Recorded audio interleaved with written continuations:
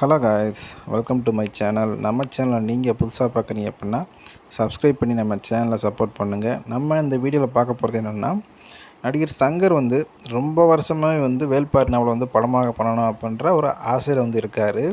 இது பார்த்திங்கன்னா ரொம்ப வருஷமாகவே ஆசையாகவே போயிட்டே இருக்குது.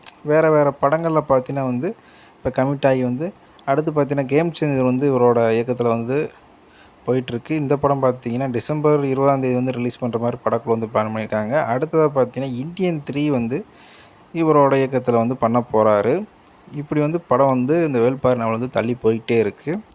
ஒரு சைடில் பார்த்திங்கன்னா இந்த வேள்பாரி நாவல் படமாக பண்ண மாட்டார், இது ஒரு ரூமர்ஸ் தான் அப்படின்ற மாதிரியும் சொல்லப்படுது.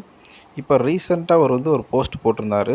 வேள்பாரி நாவலோட கதையை எந்த ஒரு மூவியில் பயன்படுத்தக்கூடாது, இதை பயன்படுத்தினா அப்படின்னா நான் தக்க நடவடிக்கை எடுப்பேன் அப்படின்ற மாதிரி ஒரு போஸ்ட் போட்டிருந்தார்.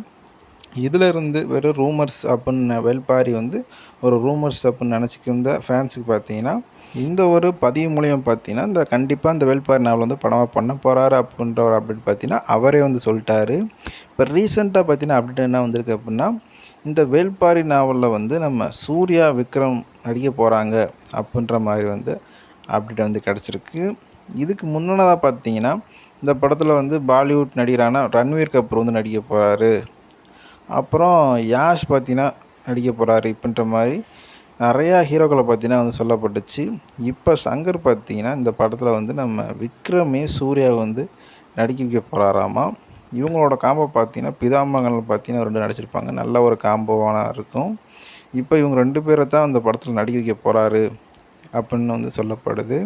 இந்த கேம் சேஞ்சர் மூவி ரிலீஸ்க்கு ஆனதுக்கப்புறம் இந்தியன் 2 படம் இருக்குது. இந்த மூவியை முடித்ததுக்கப்புறம் பார்த்திங்கன்னா வேள்பாரி நாவல் கையில் எடுப்பார் அப்படின்ற மாதிரி சொல்லப்படுது. இந்த படத்துக்கு கண்டிப்பாக பார்த்திங்கன்னா ஒரு 800 கோடி ரூபா தேவை. இவர் பார்த்திங்கன்னா பிரம்மாண்டமாக தான் படமாக எடுப்பார். இப்படி பார்த்திங்கன்னா ஏற்கனவே ஒரு ஃபெயிலியர் படம் கொடுத்தாரு இந்தியன் 2 மூலியமாக. இதனால் பார்த்திங்கன்னா ரொம்பவுமே பயத்தில் இருப்பார் நம்ம சங்கர். இவர் இயக்கத்தில் பார்த்தீங்கன்னா எந்த படமே ஃபெயிலியர் ஆனது கிடையாது. இந்த இந்தியன் 2 படம் பார்த்தீங்கன்னா மக்களால் ரொம்பவுமே விமர்சிக்கப்பட்ட ஒரு படம் அப்படின்னு சொல்லலாம். அந்தளவுக்கு படம் மோசமாக இருந்துச்சு. இந்த பயத்தினாலே பார்த்தீங்கன்னா வேள்பாரி நாவலுக்கு ஒரு ப்ளஸ் ஒன்று இருக்குது. ஏன்னா ஒரு தோல்வி கொடுத்துட்டாரு. இதனால் பார்த்தீங்கன்னா இந்த படத்தை ரொம்ப ஹார்ட் ஒர்க் போட்டு எடுப்பார். சரி, ஓகே காய்ஸ், இந்த மூவியை பற்றி நீங்கள் என்ன நினைக்கிறீங்க?